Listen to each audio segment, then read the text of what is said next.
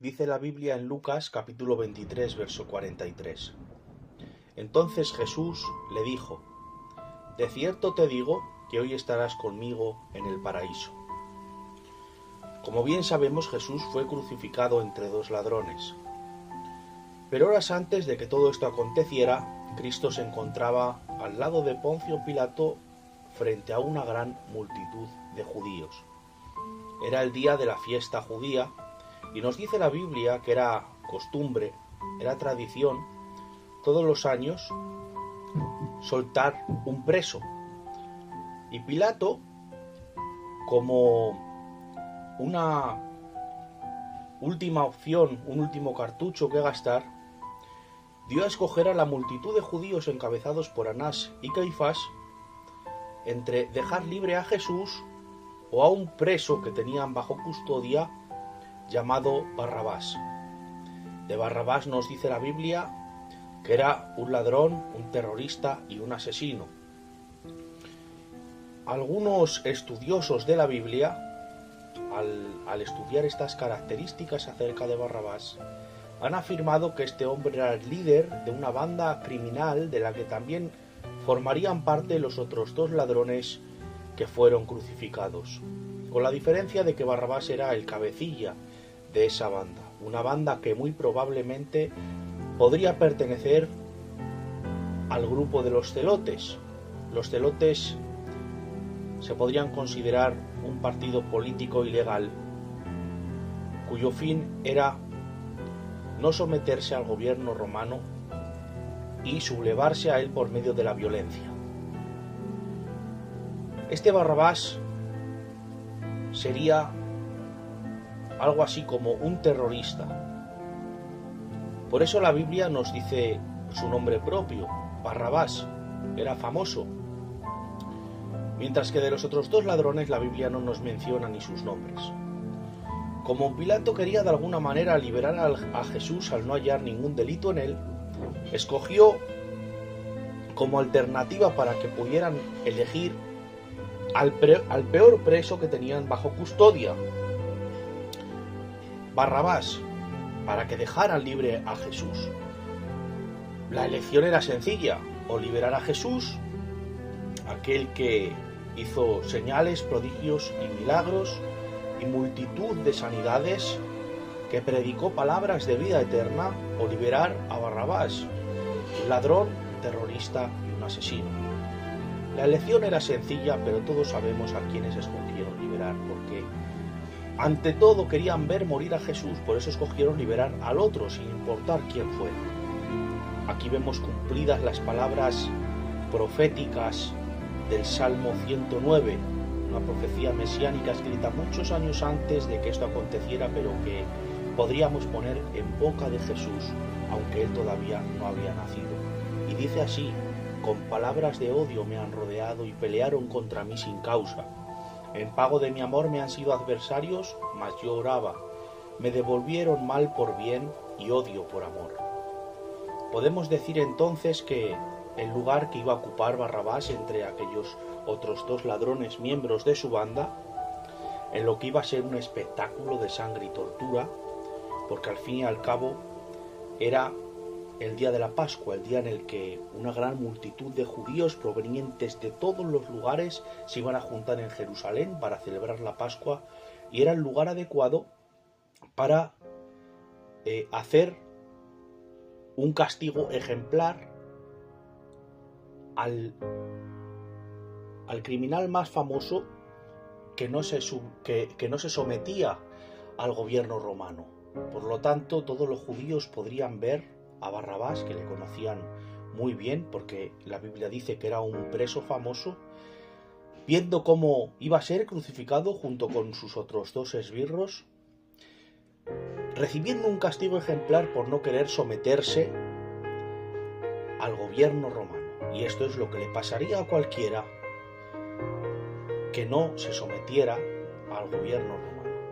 Pero en lo que iba a ser esto, que iba a ser un espectáculo de sangre y tortura, un castigo ejemplar, al final no es Barrabás quien ocupa ese lugar, sino Cristo, pero ofreciéndonos un espectáculo mucho más glorioso, en palabras de Pablo, como dijo en Colosenses 2:15, despojando a los principados y a las potestades, los exhibió públicamente, triunfando sobre ellos en la cruz del Calvario.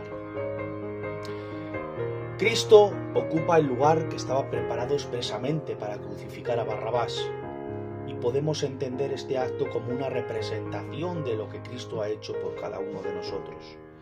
Por un lado vemos cómo el que merecía morir queda libre sin merecerlo, mientras que el único ser justo, santo, sin mancha y sin pecado que ha pisado esta tierra es sentenciado a muerte en su lugar, sin merecerlo. De la misma forma, vemos cómo nosotros, siendo merecedores del castigo de la muerte, tal y como dice la Biblia en Romanos 3:23, por cuanto todos pecaron y todos fueron destituidos de la gloria de Dios, en Romanos 5:12 y también en Romanos 6:23, porque la paga del pecado es muerte, viendo cómo la Biblia nos acusa acertadamente como pecadores y dignos de recibir el castigo de la muerte, Cristo vuelve a aparecer y toma el lugar que nos pertenecía, sufriendo el castigo y el peso de la ira de Dios contra el pecado de toda la humanidad, para que nosotros podamos quedar libres de toda culpa. En este momento podemos imaginarnos a Cristo crucificado entre malhechores, sufriendo la agonía de un castigo que no merecía, pero que por gracia se ofreció a soportar para salvarnos. Porque el objetivo principal de Cristo no era otro que salvar a la humanidad, salvar a lo que se había perdido. Esa era su meta primordial y por eso abrazó la cruz sin importarle todo el sufrimiento que conllevaría. Su deseo era la salvación del mundo. Me puedo imaginar en estas palabras cuando Jesús dice: de cierto te digo que hoy estarás conmigo en el paraíso, como un atisbo de gozo en medio de tanto sufrimiento, en medio de tanto dolor, de tanta tortura, ya que era costoso incluso respirar para él. Veo cómo en esta expresión Jesús tiene una pizca, un atisbo de gozo al ver que su obra ya estaba empezando a dar sus frutos, al ver cómo su sacrificio empezaba a traer hijos al reino de Dios. Veo cómo en estas palabras: de cierto te digo que hoy estarás conmigo en el paraíso, Jesús puede ver cómo su obra está empezando a dar sus frutos.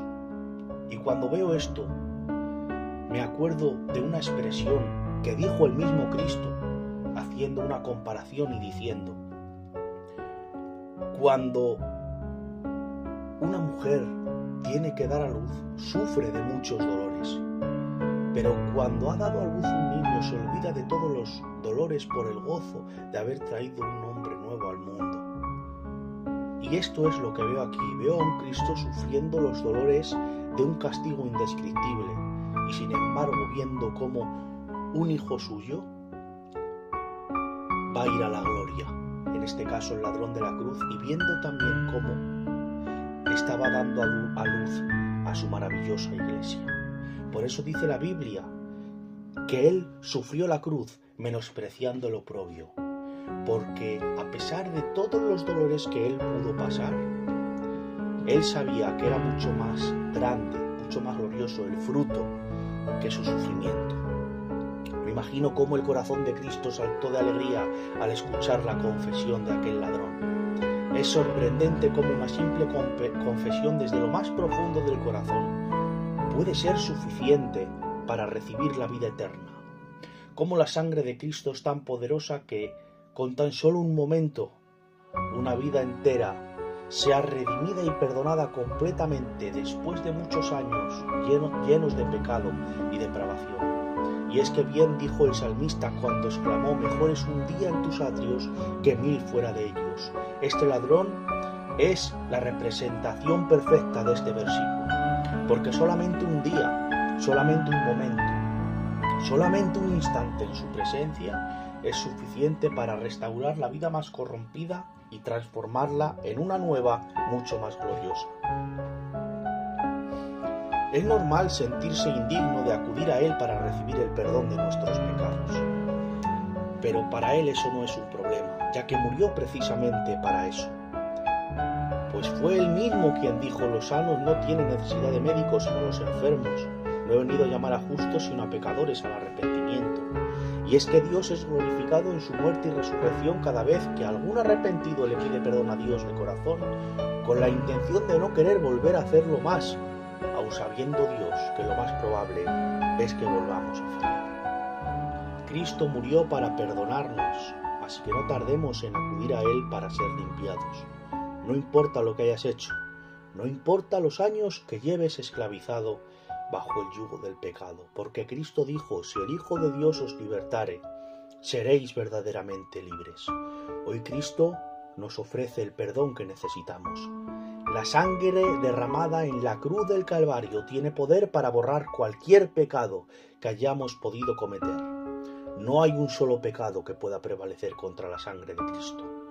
Como dice Hebreos 4:16, acerquémonos pues confiadamente al trono de la gracia para alcanzar misericordia y hallar gracia